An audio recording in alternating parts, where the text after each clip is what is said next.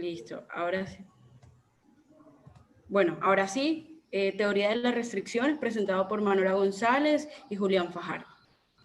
Teoría de las restricciones. La teoría de las restricciones es un sistema que se basa en el sistema de todo, pues del sistema productivo de las empresas, donde tienen por lo menos un cuello de botella. Cabe aclarar que en todas las empresas existen cuellos de botella, aunque aún no han sido identificados. Estos cuellos de botella también pueden ser definidos como ese eslabón más débil que puede darse dentro de una empresa y que puede presentar de algún u otro modo problemas o dificultades para entender el sistema como un todo y para que el flujo sea constante y sin interrupciones.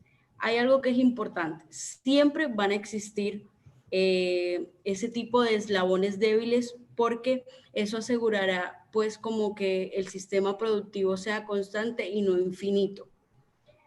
¿Esto qué implica? Implica concentrar esfuerzos en las actividades que tienen incidencia directa sobre la eficacia de la empresa, es decir, sobre los resultados que como empresa tenemos, nuestros resultados globales. Y también implica crear un patrón o modelo que incluya no apenas conceptos, sino principios orientados y prescripciones con sus respectivas herramientas y aplicaciones. Es decir, se trata no solamente de leer y de tener un concepto, sino realmente de aplicar principios que me permitan llegar a ese concepto. Entonces, para ser más claro, ¿cuál es el problema que trae a colación la teoría de las restricciones? Goldratt, que es el autor de esta teoría de las restricciones, argumentó que los fabricantes no estaban controlando ni programando debidamente sus recursos, ni tampoco sus inventarios. Entonces, esto para él generaba una dificultad muy grave que debía tener total atención y que realmente hasta ese momento estaba siendo ignorada. Entonces, para esto se creó una compañía donde diseñaron un software que programaba los trabajos mediante procesos automatizados, teniendo en cuenta las limitaciones de las máquinas, teniendo en cuenta las limitaciones de las personas, de las herramientas, materiales y todos aquellos factores que de alguna u otra manera pueden afectar el sistema productivo de una empresa. Pero eso falta.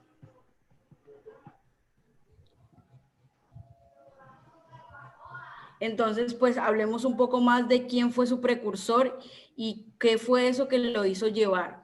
Eliyahu Goldratt fue un físico y consultor israelí que pues tiene grandes estudios relacionados con producción, relacionados con cómo trabajar dentro de las empresas y cómo poder hacer que esas restricciones o esos eslabones más débiles pudieran ser de alguna u otra manera escalonados y lograr mayores y mejores resultados dentro de la empresa. Entonces logró presentar un libro llamado La Meta en el año de 1894, con el cual presentó una herramienta idónea de mercadeo que pretendía dar u ofrecer una solución clara para la gerencia de la producción. Era un libro pensado para atender sistemas productivos de todo tipo. Es decir, el solo hecho de hablar de una empresa, estamos hablando de un sistema productivo que debe tener eslabones débiles, que deben tener atención por parte de la alta gerencia, pero que esa alta gerencia tiene que hacer un direccionamiento idóneo para que eso llegue a todas las partes de la empresa.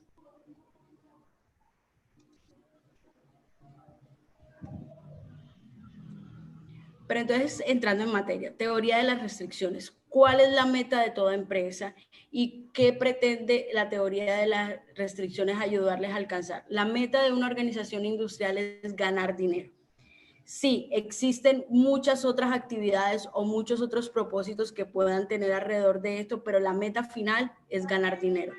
Y toda la dirección de una empresa debe estar enfocada a esto. Existen otras como abrir fuentes de empleo, consumir materia prima, aumentar sus ventas, tener un sistema productivo amigable al medio ambiente, incrementar la participación en el mercado.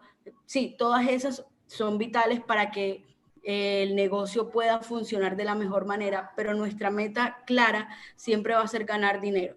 Esa es la razón de ser de toda organización con ánimo de lucro y debe ser a la cual debemos enfocar si queremos hablar de prosperidad en nuestros negocios.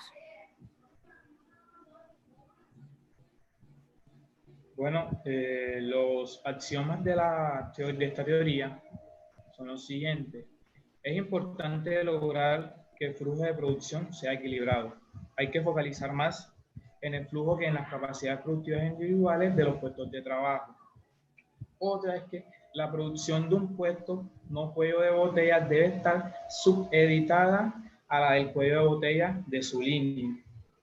Una sobreproducción de un no cuello de botella genera stocks innecesarios, vacíos paralizados y más problemas que soluciones. O sea, entender que cada minuto perdido por un cuello de botella es un minuto perdido en toda la fábrica. Y un minuto ganado a un proceso que no suponga una limitación no sirve para nada. Es un espejismo, debido a que no va a repercutir en un momento de la producción, ya que otro puesto limita la capacidad. Y el equipo de mantenimiento debe tener como prioridad absoluta los puestos que son restricciones. Esto no quiere decir que no puedan estar aplicados a los otros, pero su prioridad deben ser donde se presentan las restricciones de la línea. Bueno, la teoría de las restricciones tiene unos principios fundamentales. El primero es el principio de la convergencia. Este se basa en que el hecho de que el sistema es más simple de administrar porque la corrección de un aspecto del sistema tendrá un impacto en todo el sistema. O sea, esto quiere decir que cuando se ataca esa restricción, el sistema, como es un todo y es la forma en que esta restricción ve a la empresa, todo el sistema mejora. El principio de coherencia implica que cualquier conflicto interno debe ser resuelto de al menos una premisa caracterizada por un defecto. Esto quiere decir que para poder aplicar esta teoría debe haber una restricción, o sea, debe haber un conflicto interno que se pueda atacar. Y el principio de respeto. Este implica que los seres humanos son intrínsecamente buenos y dignos de respeto incluso cuando cometen errores.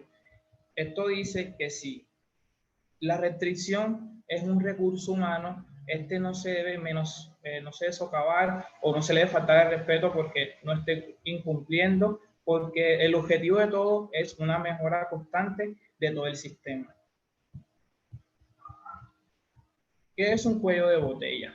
Bueno, un cuello de botella es cualquier recurso cuya capacidad sea menor que la demanda que se le aplica. Por ello, limita la capacidad global. Existen estas actividades, disminuyen el proceso de producción, incrementan los tiempos de espera y reducen la productividad, lo cual genera un aumento en el costo final del producto. Los principales motivos por los que se dan los cuellos de botella son la falta del material, personal mal preparado o capacitado, el desinterés administrativo y de las altas gerencias y la falta de almacenes para los inventarios. Las técnicas para gestionar los cuellos de botella son incrementar la capacidad de la restricción. Esto requiere una inversión en el capital y lleva un poco más de tiempo implementarla, pero se hace con el fin de que acabar o atacar esa restricción para que el sistema pueda ser constante. Desarrollar caminos alternativos con diferentes procedimientos de procesos. Esto quiere decir que analizar la restricción y ver cuáles otras opciones tenemos para no tener esta restricción en el sistema. Trasladar las inspecciones y los tests a un posicionamiento anterior al cuello de botella. Contar con empleados bien formados, ya sean empleados encargados de llevar a cabo la operación y el mantenimiento del centro de trabajo que provoca la limitación. Y por último, programar el rendimiento total para que se ajuste a la capacidad del cuello de botella. Esto es un ítem muy importante, porque una técnica muy importante, debido a que se trata de programar menos carga de trabajo en los otros centros de trabajo que suministran los cuellos de botella, para que sí todos los centros de trabajo puedan trabajar al mismo nivel y no se esté presentando esta restricción. Esto lo estaremos mostrando más adelante.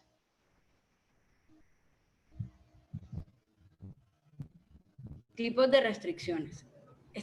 hemos venido hablando de restricciones, pero existen existe una clasificación precisa que permite identificarlos de manera más clara estas restricciones. Existen restricciones de tipo física, son aquellas que se presentan cuando la limitación puede ser relacionada con un factor tangible del proceso de producción. Por ejemplo, falta de una maquinaria o una maquinaria que está presentando defectos y se está considerando como una restricción. Pueden haber restricciones de mercado, que son aquellas que se presentan cuando el impedimento está impuesto por la demanda de sus productos o servicios. Por ejemplo, precio, rapidez de respuesta. También están las restricciones políticas. Estas tienen que ver con la empresa como tal, con aquellas prácticas, procedimientos, estímulos o formas de operación que son contrarios a su productividad. Es decir, existen algunas que de pronto dentro de la misma empresa crean como esa interferencia entre los objetivos a alcanzar y de algún modo pueden llegar a retrasar este proceso.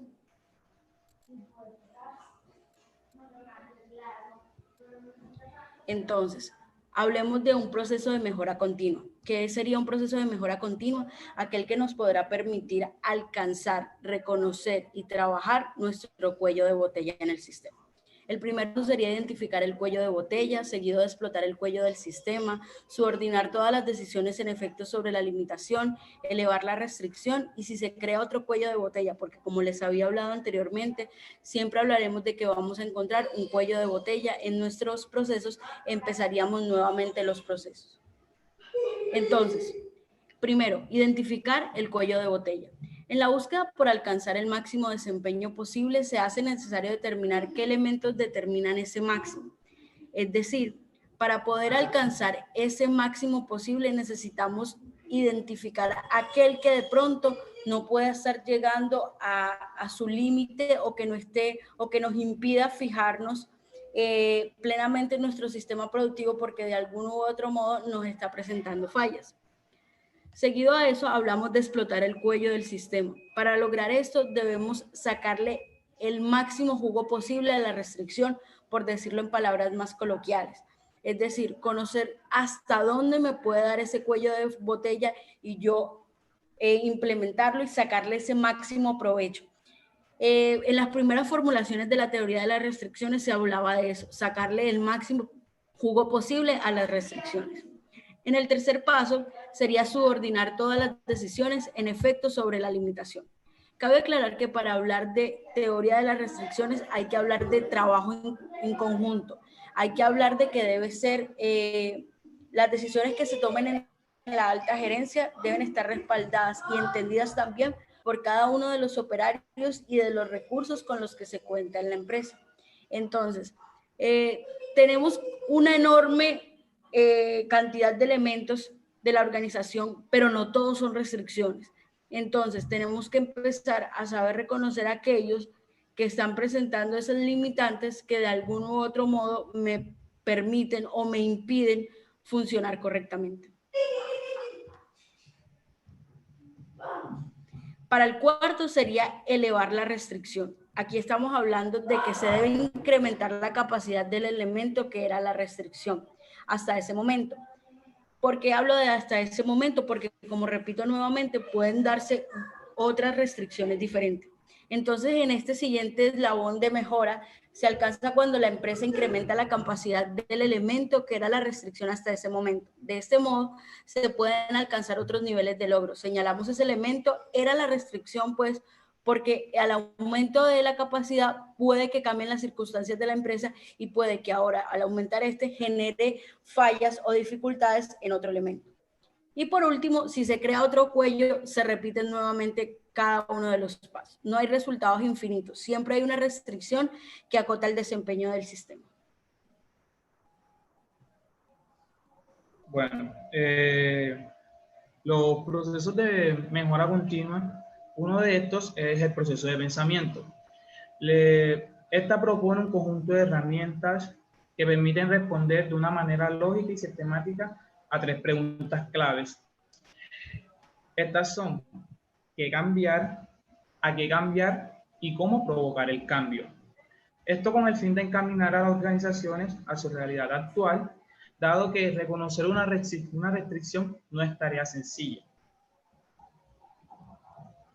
Las herramientas que nos presentan estos procesos de pensamiento son las siguientes. El árbol de la realidad actual. Este analiza la red de relaciones causa-efecto entre los efectos no deseados, es decir, descubrir la restricción y los efectos que trae esta. La nube o diagrama de conflictos sirve para resolver conflictos mediante una idea, lo que en teoría de restricciones se llama inyección. El árbol de la realidad futura. Este permite identificar y eliminar los aspectos negativos de los cambios introducidos para modificarlos con anticipación. El árbol de los prerequisitos. Este nos permite identificar todos los obstáculos y las respuestas requeridas para solucionarlos con el fin de conseguir la inyección buscada. El árbol de transición. Este nos identifica y establece la secuencia de acciones que debemos realizar para lograr un determinado objetivo. Y por último, el árbol de estrategia y táctica. Es el plan que llevará al éxito en la implementación a través de la mejora continua. Aplicaciones de la teoría de las restricciones. La teoría de las restricciones, si bien en un primer momento estaba pensado para hablar de los sistemas productivos y reconocer las restricciones que pueden haber, hoy en día podemos encontrar que ha podido encontrar su aplicabilidad en diferentes áreas. En finanzas, relacionado con la contabilidad; en producción, con el tambor amortiguador cuerda, que este es el que permite focalizar la producción en el recurso escaso o en el recurso limitante. Hablaremos de esto a continuación. Cadena de abastecimiento, con el cual se ha desarrollado un novedoso sistema de medición de cadena crítica, en el cual también podemos encontrar eslabones deficientes dentro de un sistema logístico. En gestión de proyectos, también hablaríamos de una cadena crítica que permite reducir sustancialmente el tiempo de ejecución de un proyecto. Y para marketing se ha desarrollado una metodología que ayuda a encontrar la forma de incrementar el valor percibido por parte del cliente. Cabe aclarar que ante todo, la teoría de las restricciones es una filosofía de gestión de mejoramiento continuo que se focaliza en cada una de las restricciones del sistema y por tanto permite la gran aplicabilidad a diferentes temas relacionados con una empresa.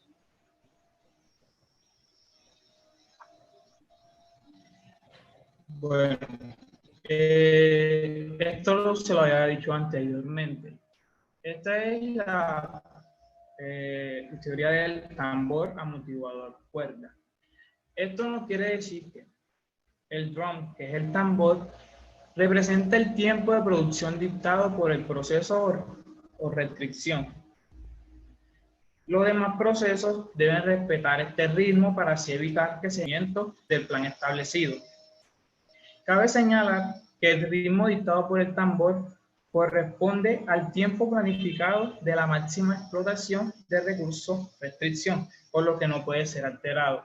Este es el que nos brinda el ritmo, o sea, es decir, nos brinda el ritmo que se debe llevar dependiendo de la restricción.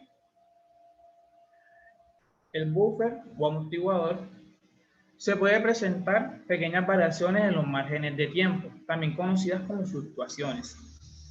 Para evitar que esas fluctuaciones afecten el ritmo determinado por la restricción, se utilizan buffers o amortiguadores.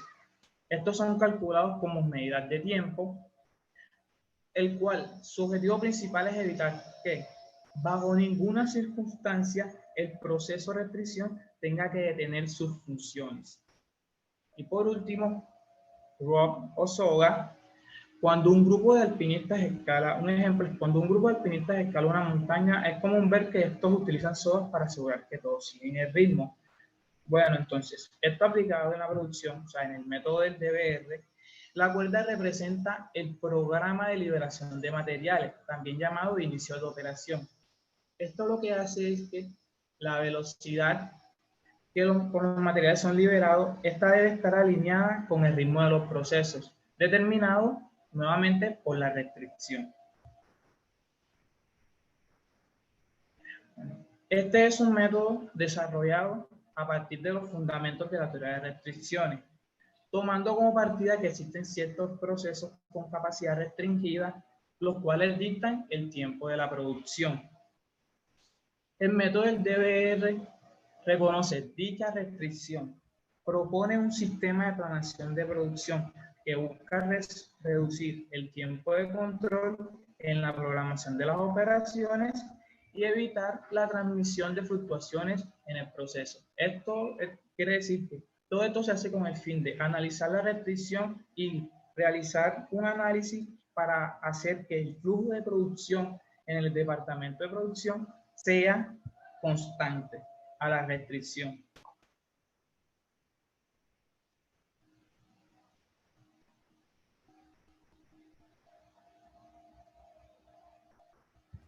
Bueno, Hago existen... una sugerencia, hagan una pausa. Las preguntas que tengan hasta ahora, por favor, háganlas Okay. antes de seguir, entendiendo que esta presentación tiene más tiempo que los demás porque es una temática pues, que tiene mucho más contenido. Por eso ustedes tienen más tiempo en esta presentación. Repito, las preguntas que tengan hasta ahora, por favor, vayan haciéndolas. Antes de dar continuidad a la exposición. Sí. Si hay alguna pregunta o todo ha sido claro hasta el momento.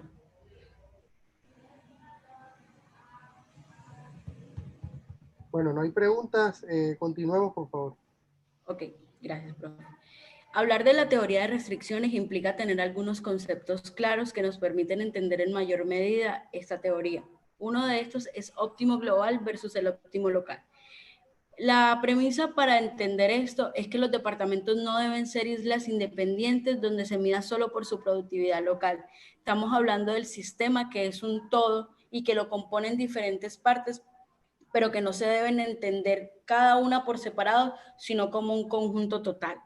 Un óptimo local puede suponer un problema bastante delicado para el resto de la empresa, porque estaríamos hablando entonces de la estructura piramidal clásica en el cual cada uno es independiente y esto puede traer mayores limitantes para un sistema productivo en general. Por ejemplo, un puesto que se encuentre antes de un cuello de botella. Si este produce el 100% de su capacidad productiva, esto va a poder crear sobrestock y problemas de inventario, porque justo después tiene un puesto limitante que no es capaz de absorber toda esa producción. Entonces, por ende, hay que abandonar totalmente el concepto de óptimo local para buscar el óptimo global. Para esto, realizamos un experimento casero en el cual pretendemos explicarles en mayor medida este concepto.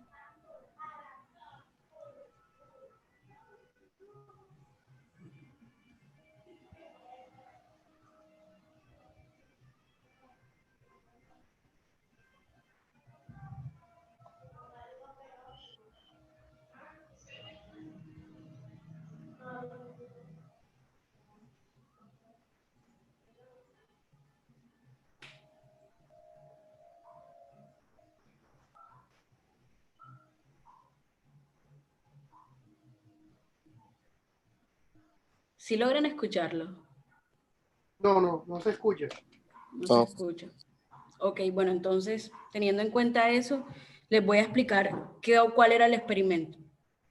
El experimento era tomar 6 vasos, que en este caso serían nuestras 6 estaciones, y la primera estación iba a tener un número de 6 unidades.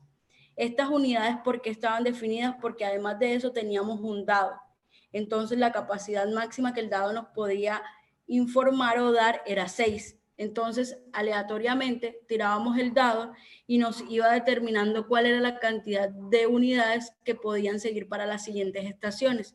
Entonces, claramente podíamos ver que en ningún momento llegamos a alcanzar 6, sino que al siguiente, a la primera estación fue 2, después fueron 3, después fueron 4. Entonces, desde la primera ya estaríamos hablando de que no fuimos capaces de suplir la demanda que estábamos teniendo desde la estación 1, que eran de 6 unidades.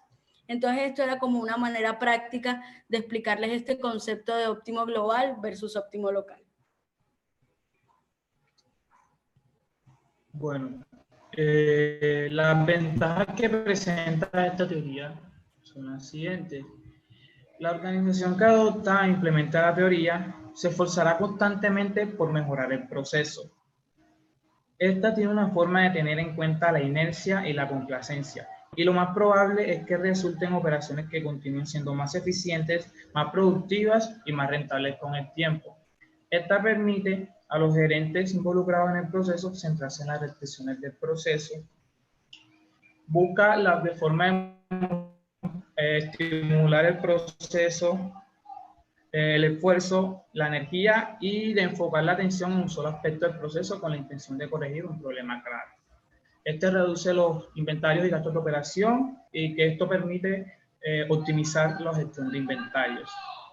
Y las desventajas e inconvenientes de esta teoría,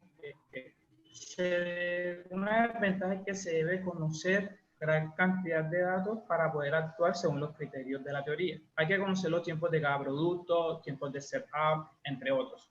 Otra desventaja es que en algunos ambientes no es fácil localizar las limitaciones del sistema, debido a que pueden ir cambiando con el tiempo o con el producto concreto a producir. Uno de los inconvenientes para aplicar esta teoría es que se consideran los recursos como independientes y, como hemos dicho anteriormente, se debe considerar la empresa o el proceso como un todo. Bueno, alrededor del mundo hay casos exitosos en la aplicación de la teoría de las restricciones. Tal es el caso a nivel mundial de 3M, Kellogg's, General Motors, Texas Instruments. En el caso de Colombia, hay casos también de gran éxito y gran impacto para hablar de teoría de las restricciones en Colombia, que aún es un tema de bastante cuidado y el cual no se le ha tomado el interés y la claridad posible, dado que por parte de las gerencias siempre existe un medio para poder aplicarlos, dado que puede considerarse que es un proceso que toma mucho tiempo. Algunos son Azulca, Venus, Semco, Biodiesel Palma. Quisiera rescatar el caso de Semco, que es una empresa antioqueña ubicada en Itagüí, la cual gracias a la aplicación de esto lograron un crecimiento significativo en el promedio de ventas por año, alcanzando un 30% más de lo que venían haciendo. Incluso la empresa pasó de tener pérdidas por varios años consecutivos a empezar a tener utilidades en los 3 primeros meses y pasó de un 85% a un 96% en la cantidad de inventarios que podían tener ellos. Además de esto, los días de inventario pasaron de 130 días a 110 días y lo más significativo para ellos fue la recuperación de cartera, dado que pasaron de 129 días a 41 días y el endeudamiento pasó de un 98% a un 51%, lo cual lo rescató de evitar que sus accionistas tuvieran que inyectar nuevamente capital para poder salvar la empresa. Bueno, este es un ejemplo muy sencillo para que podamos ver como por un ejemplo práctico la teoría de las restricciones. Tenemos 5 estaciones de trabajo y tenemos una resaltada en amarillo. ¿Por qué esta estación de trabajo está resaltada en amarillo? Porque representa el cuello de botella para esta empresa, dado que la carga de trabajo agregada en esta estación X es superior a las cargas de trabajo agregadas en las otras estaciones B, W, Y y Z. Y además de esto tiene una capacidad máxima disponible que es de 2.400 minutos por semana. Es decir, estaríamos superando esa limitante que tiene el sistema productivo en dicha empresa. Pero ahora, para mayor claridad, les vamos a explicar a través de otro ejemplo. Bueno, estas serían como algunas de las conclusiones que llegamos antes de presentarles el ejercicio, y es que es una metodología sistemática de gestión y sobre todo de mejora continua de una empresa, donde debemos considerar el sistema como un todo y sincronizar su flujo a la capacidad del mismo. Según esta teoría, la limitación de la línea productiva o los cuellos de botella o eslabón más débil deben focalizar todas las herramientas del Lean Manufacturing, TPM, 5S, SMET, porque estos permiten trabajar significativamente y con mejores resultados esos eslabones. Además de eso, cabe aclarar que aquello que no se conoce es aquello que no vamos a poder trabajar y por tanto es importante localizar nuestro cuello crítico para poder concentrar todos nuestros esfuerzos ahí. y probablemente con las medidas adoptadas en el cuello de botella debe de ser importante o debemos rescatar que pueden nacer o surgir otros cuellos de botella, porque si bien hablamos, vamos a potencializar al máximo este cuello de botella y la capacidad del mismo. Siempre debe existir uno, y si no, la fábrica tendría una capacidad infinita y esto no es posible. Bueno, entonces yo ahora les voy a mostrar el ejercicio práctico. Sí se ve el Excel. Aún no. Se ve el Excel. No. Tienes que dejar de compartir la pantalla para que puedas cambiarla. Tenga en cuenta primero abrir el Excel y luego cuando le des el share screen, escoger exactamente la pantalla que quieres compartir.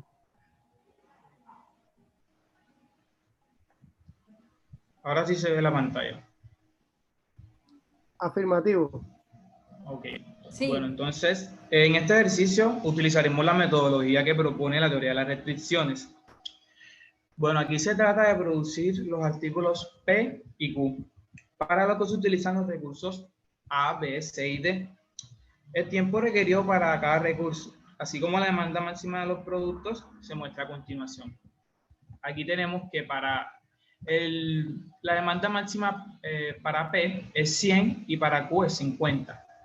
Y lo que se requiere de cada recurso para P y Q en el A es 15 y 10 para Q, y así sucesivamente. Entonces, aquí tenemos que se dispone de 2.400 minutos a la semana por cada recurso y se tienen gastos fijos de 6.000. Esto es por semana.